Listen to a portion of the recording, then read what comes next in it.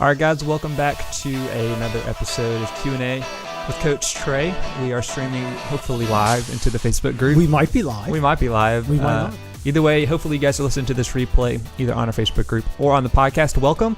We've got a lot of fun questions for you guys this week.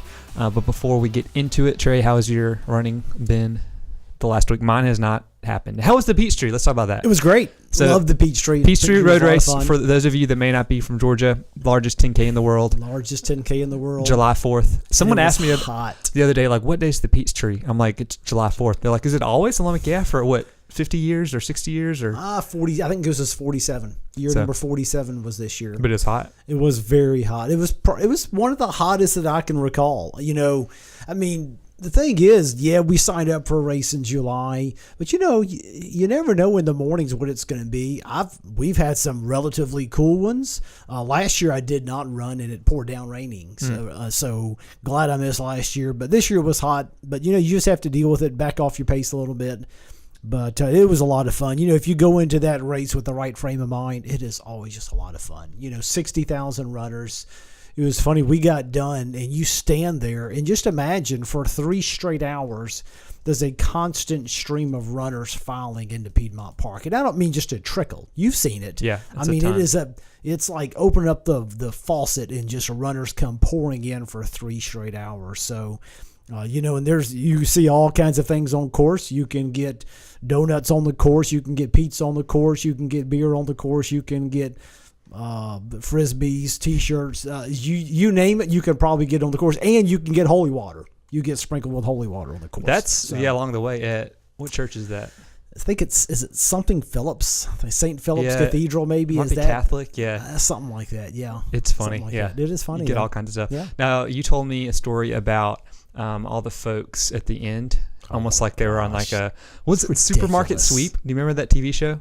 Did you ever watch that? I think I have an idea. You got what you're talking like about. 5 minutes to get as much stuff you could in the grocery store. It's ridiculous. And that's what it made me sound like. You get your T-shirt in a bag at the end of the finish. At the end of the finish. Okay. So people were taking their bags at their T-shirt in, and they were going over whether it was soda, whether it was Powerade, whether it was peaches and oranges, and loading up their bags of stuff. And I'm just like, guys, for real, really, this is what we do. I mean, come on now.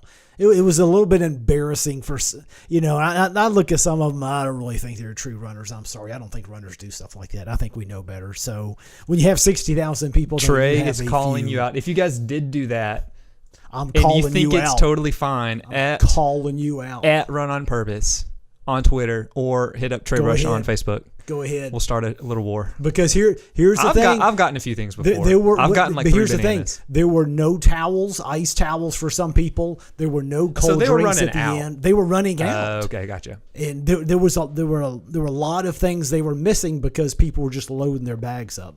So it's just a little bit disappointed, but the whole race experience itself, ton of fun. I encourage you, if you haven't done the Peachtree, that's a race you need to put on your list. Be sure and come to Atlanta and do the Peachtree one year. You can register in March, so keep your heads up for it and have a lottery, or else you can join the Atlanta Track Club. There's a shameless plug to our friends over at the Atlanta Track Club. Join the Atlanta Track Club. Yep. Talking about joining some things, we have some fun stuff going on coming up here with our run club. This actually starts next week. There it is again. Summer Running Challenge. The Summer Running Challenge. It's almost like it's lit up. All right, so the Summer Running Challenge, if you guys go to connectrunClub.com/summer challenge, basically how it works is starting next Monday. So when this goes live, this is Monday, I believe the 11th. And if you guys run 3 times a week, 20 minutes at a time for 4 weeks straight. Or just exercise, right? Anything. Just exercise. You can run, walk. You can bike, you can cycle indoors. You can do whatever, but record it through Strava. And we have a Strava group going, and then you guys can be entered to win a free pair of running shoes. And then each week, if you guys have completed all those things, then there's going to be a random giveaway that we do. So, but you have to complete everything to be entered to win. You have to do more than what Brandon's doing now. Yeah, which is nothing. Yeah. So I'm starting next week. Yeah, that's good. I'm going to be getting. You got to start somewhere. Yeah. So it's going to be a lot of fun. So you guys check that out. Summer Running Challenge. I'll throw it up again. Connect Run Club. And speaking of which, we have lots of folks in our Strava group, and so I'll throw that up for you guys as well before we dive in. And I know we've been talking about this a lot, but you guys can see we've got 335 folks in there. That's a lot of people. All over the world, actually. Some folks from Australia. I was looking at some runs this morning, so awesome. It's a lot of fun. So check that one out if you have not already. But let's get into this week and what we want to talk about. The very first thing is we had a fun series going on our Facebook group. And you guys can join that group, connectrunclub.com/Facebook. That's the last link I'm going to say. But we had some folks talking about books, what their favorite books were. And Trey, I asked you to bring some of your favorites. I brought some of my favorites. And I'll say, even before we get into it, this one, let me take this thing off the screen so people can see. Born to Run. That was actually the first running book I ever read. Are you serious? Yeah, and that's what got me into it, because it's not just running, but it's Christopher McDougall, great storyteller. Mm-hmm. And so I had no idea about the ultra world at all. Yep. And I was like, this is absolutely crazy. Yep. So any that really stick out to you? Well, one of them that I remember introduced me to the ultra world, whether you like ultras or not, reading Ultra Marathon Man, you will just lose your mind to hear some of the stories Dean Karnazes talks about. It is just mind-blowing. And then there's another one, Scott Jurek has another one, so I know a lot of these are ultra marathon books, but some of my other favorites, just as some of the authors that I have, of course I have a lot of ultras in here, so sorry folks, but Marathoning for Mortals is one of my favorites. Also, Brad Hudson, he is one of my favorite coaches. He has a book called Run Faster in here. So then there's one that surprised me. I didn't know how much I was going to like it, but I bought this the end of last year. How Bad Do You Want It by Matt Fitzgerald. Talks about mental toughness. That one has become one of my recent favorites. Now, Matt, we actually had on the podcast. So several of these guys we've actually had on. We've had him on. Yep. He's at the summit too. But if you just search Connect Run Club and Matt Fitzgerald, that one's going to pop up. He's written a ton. So he has. I think we asked him when we were doing the intro, like, so we see you've written 3 books, and I'm the one always providing the information, and he's like, no, I think it's more like 25. And I'm like, sorry, but no, he's great. So he is. What else? Jeff Galloway. I love anything Jeff Galloway puts out. He is a great writer. And Hal Higdon too. Hal's a great writer. Forget just the running expert part of it. His books are fantastic reads, and those I would say. I saw some of those. A couple others that stand out. It's not the typical book you would think of, but Lore of Running by Tim Noakes. It's a textbook, and it's about that big. It is enormous. That's one I would highly recommend. There's some others that are just classics you have to read. I think Running with the Buffaloes, Once a Runner. So there are some others out there that are almost must needs for runners or must reads for runners that you have to pay attention to. So we've got a guy on next week on the podcast who just wrote a book about a great Olympic marathoner, and the name just slipped my mind, but you guys should stay tuned because we're gonna have a whole Olympic series. But great books. All right, if there was a runner who had never read a running book before, what book would you recommend? Someone brand new to the sport. Man, there's a couple different directions I could go. From a story standpoint, I think they'll be captivated with Born to Run or Once a Runner. So if they're looking for a story, if they're looking for instruction, man, I'm going to lean somewhere like Jeff Galloway, getting started with Jeff Galloway. Yeah. Starting something like that would be great. I think Hal Higdon is another one. Hal is good. Yeah, so I think it depends on what you're looking for, but you will be captivated with Once a Runner or Born to Run. So if you're looking for something that is a great story, I think both of those are just tremendous to start with. And then one more quick plug, Pre, that is another one. That's another just classic that every runner has to read. I'll say one that's not really running technique related, but it is kind of running related. I just finished the biography of Phil Knight, Nike. Oh, yeah. So Shoe Dog. It came out, a month ago, and really good, really entertaining. Yeah. So, because they started out as a hardcore foot company. Because Woodall at Oregon, was that the track coach? Bowerman, not Woodall, but Woodall is one of the employees. Yeah, Bowerman was all up in that. So he talked about how they used it as kind of a lab, the Oregon track team. So I didn't realize how much of influence they had on Oregon. So now it makes a lot more sense why When the trials are up there right now, and that place is steeped in so much tradition and history. It's really, that's a place I would love to visit one day. It's always fun to look at the history up there. In fact, I think they're running again tonight up there. Trials they are tonight. It's rolling tonight. All right, so we've got lots of questions, and so if you guys are watching right now, if you guys are live with us, we actually are live, and you can drop in a comment just on that video on the Facebook group, and so just drop in a comment. We'll get to your question, but we've got some queued up. So it looks like the computer's actually running, Trey, so this is working so far, which is exciting. I'm impressed. Yeah, so let's throw up our first one, and this one is coming from Gregory Byerline, who I think has been on every single one we've done. He needs his own show. He does. Yeah, we should do a live show with Gregory. We should do a live show. That'll be fun. All right. So he says, not having enough marginal time in my daily, weekly life to run as much as my mind wants / needs. And I know we hear this a lot from runners that just struggle finding the time to do it. So what do you tell folks? You're exactly right. I think the two things we hear the most, motivation and time. I feel like those are the two biggest challenges. And Gregory, I agree with you. I seem to always run out of a week before I get my runs in. But I tell you what I do. I try and concentrate on what I can do, and I try and maximize my time. So I'm really big on maximizing. So a couple of things that I would encourage you with. I'm not sure if there are a couple of days of the week that work real well for you, but when I have a day or two a week that works really well, I'll do something like I will do doubles on those days. I know it seems a little bit crazy, but if you go in and kind of break up your mileage, let's say you wanted to run 8 miles on Wednesday, and you're like, hey, I can't get in 8, but maybe you get in 2 4s. And so you can combine some runs. Just make sure both of those are easy runs. Don't go either one of them. I would not make hard effort. Make sure those are easy. So I like to maximize the days that I can run. So that's one option. Do some doubles.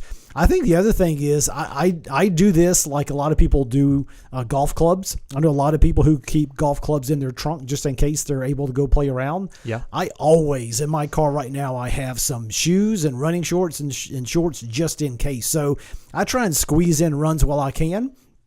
You know, me and you both utilize the lunch runs right now. Yeah. Now it gets a bit hot, but still, doing a quick lunch run I think is good. I think you just have to get creative and just say, hey, maybe it's only 20 minutes, maybe it's only 15 minutes, maybe it's 30 minutes, and I think you just have to maximize your time and get it the best you can. And so I try and combine some stuff together. I've actually had running meetings. I say, hey, can we connect? Can we meet on this? And I'm like, hey, why don't you meet me at 7 o'clock at the park and let's go for a 30-minute run, and let's do it that way. And so I think it's getting creative, but I think the one thing that you can do that's really interesting, I take advantage of, usually every single week, there's one day I'm usually doing a double just because it helps me maximize my time because I have kids and family. So I'm trying to maximize the time too. So a lot of times, usually one day a week, I'm able to get into double, and it gives me an extra day off. So I'm able to enjoy an extra day off because I got into double. So hopefully that helps, Gregory. How many doubles have you done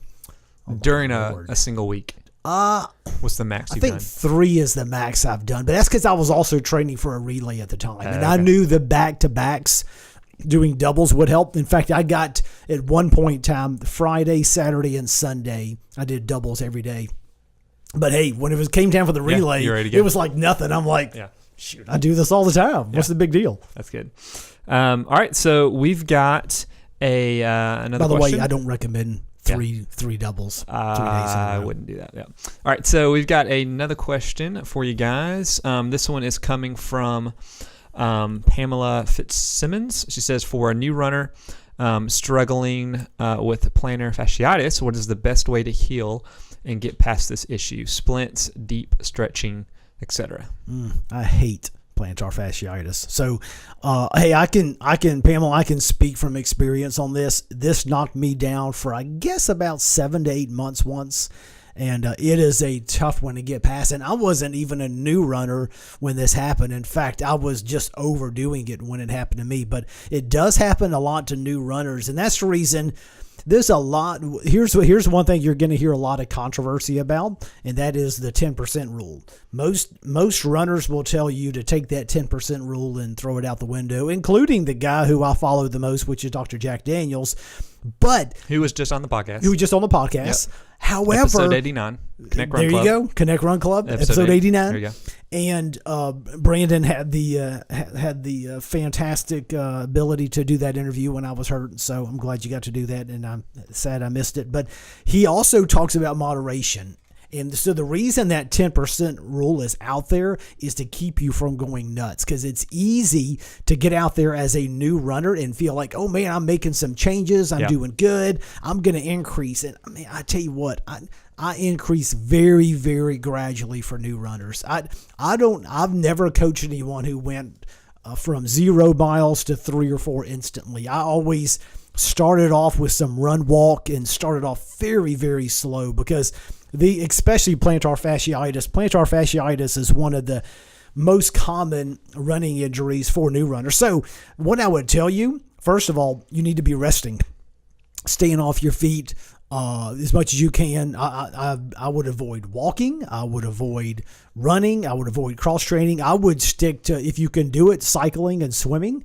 I think those are your 2 best bets right now as far as cross training goes.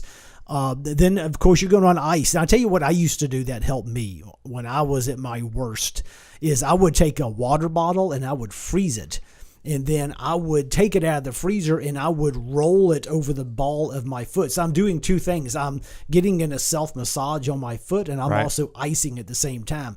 But when I say ice it, I don't mean ice it once a day. I mean ice it like 4 to 5 or 6 times a day. Ice it often.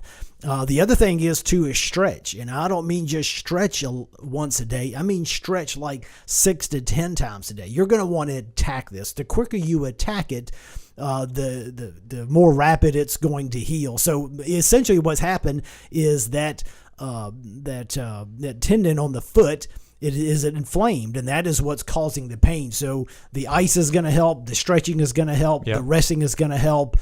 You also may want to look at your shoes. Make sure you're replacing your shoes the proper way. Make sure you have the right pair of shoes as well. And don't walk around barefoot either. Walk around with support. So then if all else fails, you know what helped me? A nice little cortisone shot.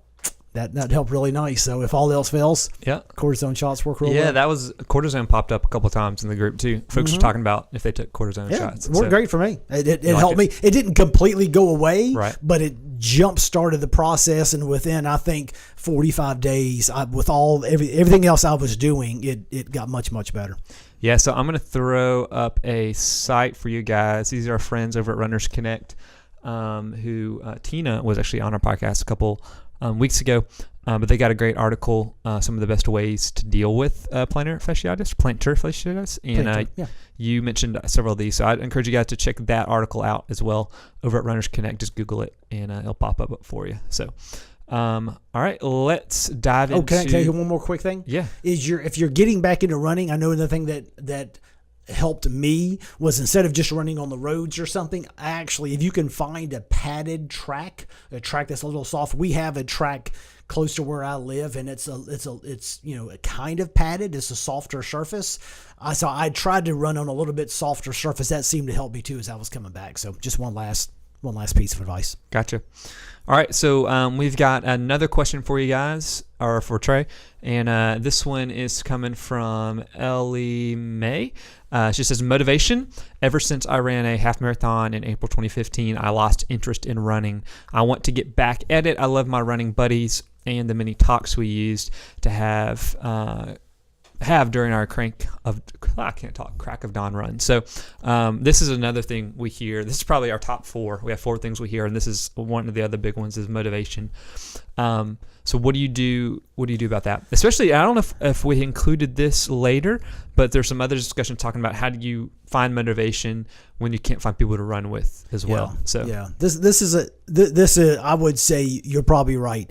This and time to run. I think these are our 2 greatest 2 that we get, and this one is challenging, and I'll admit it. A lot of times with time, well, we can find something, but when you lack the motivation, to me, I think motivation is part 2 of this. I don't think motivation instantly comes. So I don't think that's the puzzle. I think motivation comes after discipline. Yeah. I think you've got to force the issue a little bit. And I just think you have got to force it and say, hey, one day this week, maybe twice this week, I'm going to run just twice this week. I promise you, the more you do it, the more you're going to get motivated. Doing it once, doing it twice, I think that immediately helps. I think with discipline first, I think discipline is answer number 1. And I think the more time you spend on something, the more you get motivated. So, hey, if you're not motivated to run, read. I'm telling you, the more time you spend on something, read articles or read Runner's World or go read a book, listen. And I'm telling you, the more time you spend tinkering on something, you've done this. Mm-hmm. Let me ask you, you're doing a lot of stuff on like woodworking and making stuff. Probably the more you make stuff, the more excited you get about it, right? Yes. Oh, yes. And then the more things that my wife asks me if I can make. So, yeah.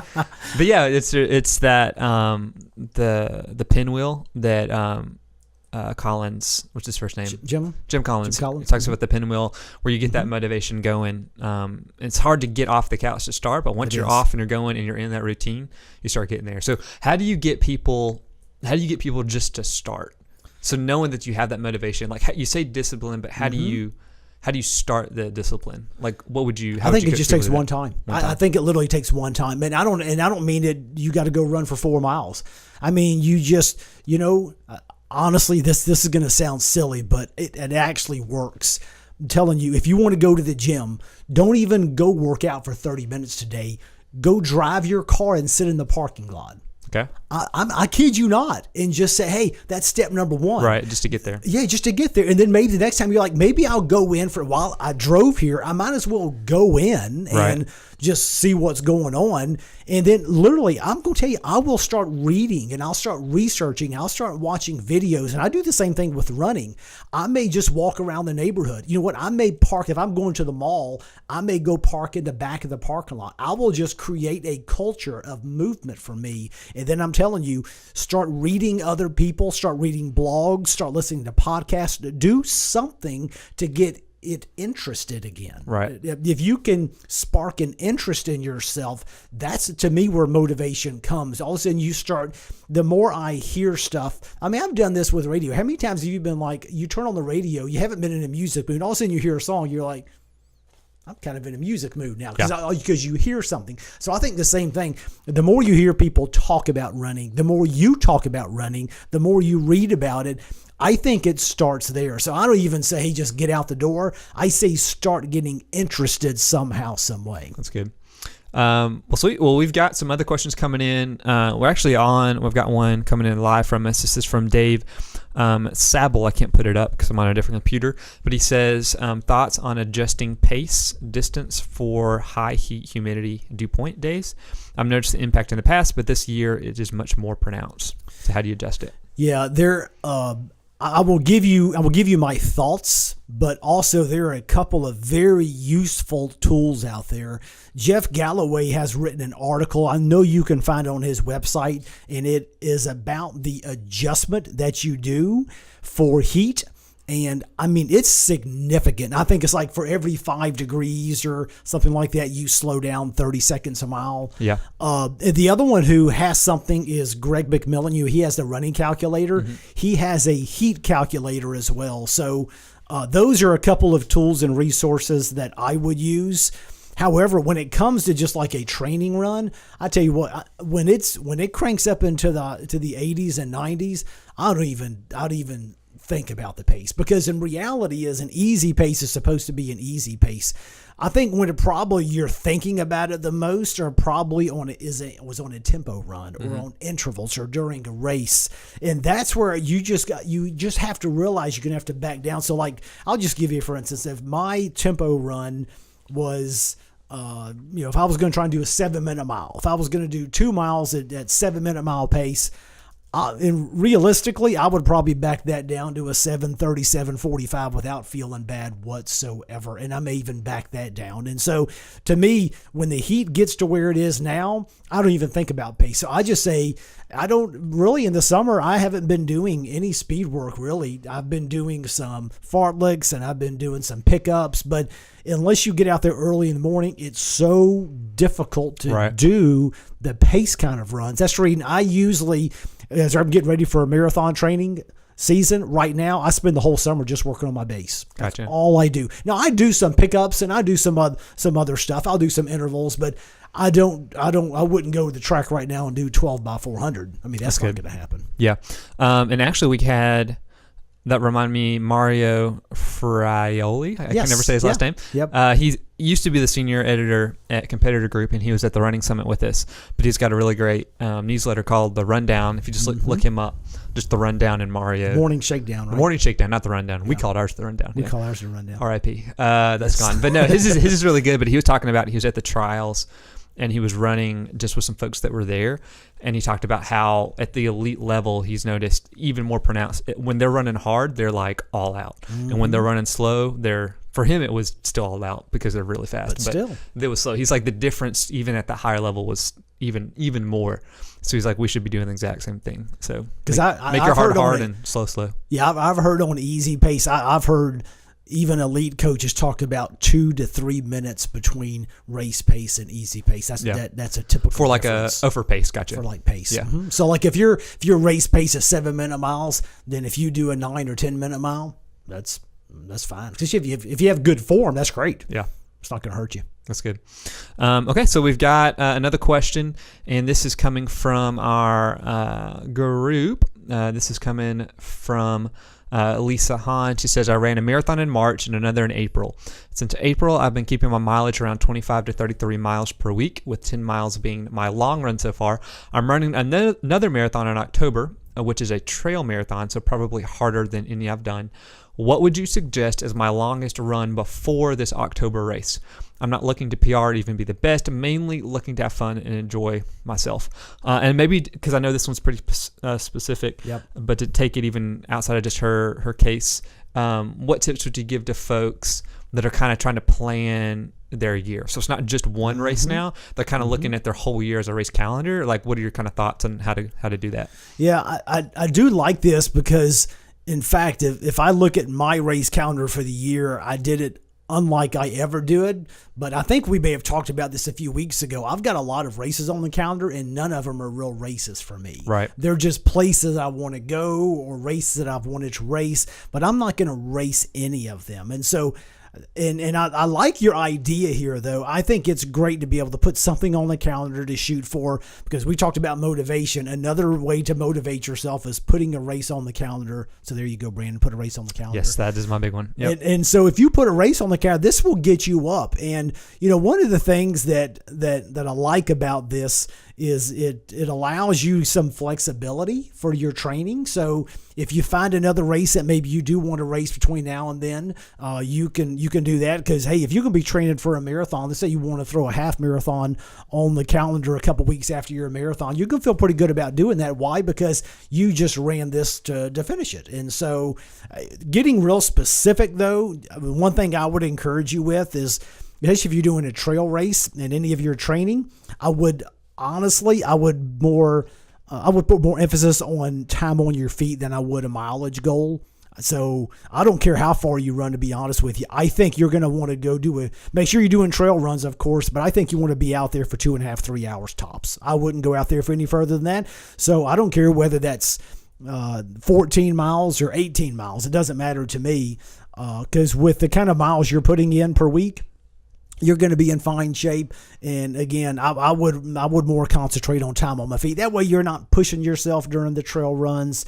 You're not putting pressure on yourself. Just go out there and get 2.5, 3 hours on your feet. If you did that a couple times, I think you'll be fine. But I think it's important to make sure as you plan your calendar, you know what is an A race and what is a B or a C race. And so I have those. I will put things on the calendar, and it may be a half marathon. Reality is that half marathon may be relatively important to me because I want to use it to grade where my fitness is at for a marathon I've got coming up. So I encourage you to use shorter races to be able to do a fitness test for where you are for longer races. But so I think it's important how you put your calendar out there. I think it is really neat to be able to put something out there that you don't have pressure on. I just did that for the Peachtree this week. I had no pressure. I knew I'm coming off surgery. I knew I'm just trying to get healthy again, and so it was a lot of fun. I was able to see. I promise you, I saw stuff on the course I had never seen before because it was like, hey, I'm able to enjoy it. That's what I had to do at Disney. Had a lot of fun. That's true. Talking about the A, B, and C race. Yeah. Let me look him up real quick. But I first learned about that when I was trying to do my first triathlon, and it was a book called The Triathlete's Training Bible by Joe Friel. Oh, yes. And I don't know if you saw the name, but we're talking to him on talking to him, right? Yeah. So that's going to be one of the podcasts coming up, and I know we'll definitely dive into that because it's even though it's triathlon, just endurance in general, but it's real great. Like especially if you're getting more into running, like how do you go about planning out your whole year? Yeah. So knowing that you don't need to kill your legs, or like how are you training for, like you're going to really have probably one or two goals, big goals, and so how are you going to go about getting to those for the year? Yeah, and one of the things that I think takes discipline is, so for instance, you may sign up for a half marathon, which I have. I'm going to be hopefully running Disney Marathon in January, and I've signed up for some races, and I know what's going to happen. The coach who I use, he is going to tell me, okay, at this race, I want you to run the 13.1 miles at this pace. Or he may say, hey, I want you to do the first 2 miles at this pace. I want you to do the next 8 at this pace and then finish up at this. And so it is my job then to exercise the discipline to operate within those parameters that he has given me. So I think the same thing. I think knowing you have got something to accomplish that day. Hey, it may not be a PR, but I've got a goal to accomplish, and it is run these miles at these paces. Not to go out there and kill it, but it's to run at these paces. I think if you establish that ahead of time, it is a great way to prepare yourself for an upcoming race. And again, I think if you have those A races on the calendar at some point in time, it helps you exercise the discipline you need in getting ready for that, knowing, hey, this is not a race, this is a workout. Yeah. And my workout calls for this today. And I've always used the exercise discipline needed because I knew, hey, this is what it's being required of me today. Last year when I did Savannah in the heat, it was supposed to be a long run. And he even said, hey, if you want to walk at the end, walk at the end. Well, thankfully they canceled the race, but it made me walk. But still, it was good to have that in my head. That way, guess what? 2 days later, I was running again. Why? Because I did what he told me to do. Yep. And so that book I just wanted to throw up to show you guys if you're interested at all. Triathlete's Training Bible, and we'll dive into a lot of his stuff next week as we chat about it. Well, sweet. Well, Trey, I think everything actually streamed the whole time. That's good news. So this is a first for us. Again, if you guys have not subscribed to the podcast, make sure and do that. You can check it out in Connect Run Club. And the biggest thing, again, is our summer challenge that we have going on. And so you guys can go and run the summer challenge. It's right there. I like that you moved your computer screen. Yes. See? Even though you were trying to put your hand on it. I was like, it's over it. All right. But anyway, so if you guys go to people on the audio, they're like, what are they doing? If you go to connectrunclub.com/summer challenge and join, because it starts on Monday. So you guys got to get in there and get your runs in. And so even if you don't have Strava, you can go in and you can just type in your runs, log it. It's totally fine. But we talked about motivation. You're going to get motivated because you're going to see other folks running and having a blast. So this is going to be a group that we're going to keep on going. It's not just going to be through July, but we're going to do some fun stuff around the Olympics. And there's some more fun stuff for the future. So and we talked about the one person who like, hey, I miss so-and-so. Trust me, I have people who I see in person now, and we laugh and hug because we communicate every day because we're following each other, keeping up with each other, pushing each other. In fact, sometimes when I don't see a run, I'll be like, hey, what's going on? Where are you at? Where are you at today? So if you're looking for someone to help motivate you, this is a great resource for you to be able to do that. Have some people, hey, encouraging you, giving you some kudos and thumbs up for workouts well done. So cool. Last but not least, go to our Facebook group, connectrunclub.com/Facebook, and join us there. And then ask your questions, because that is where we're pulling them from each week. Until next time, next Thursday at 3 p.m., have a great week. Have fun running. See you guys. And run Stay connected. cool. See you guys.